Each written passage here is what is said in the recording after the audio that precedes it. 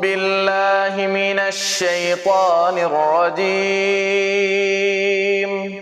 بسم الله الرحمن الرحيم. يا أيها الذين آمنوا اركعوا واسجدوا واعبدوا ربكم وافعلوا الخير لعلكم تفلحون.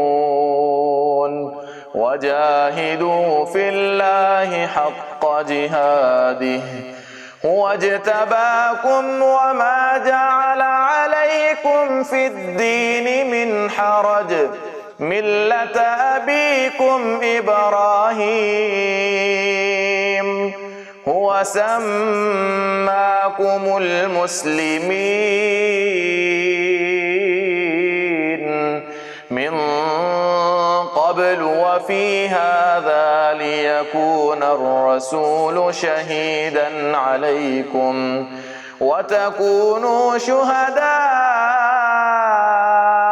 على الناس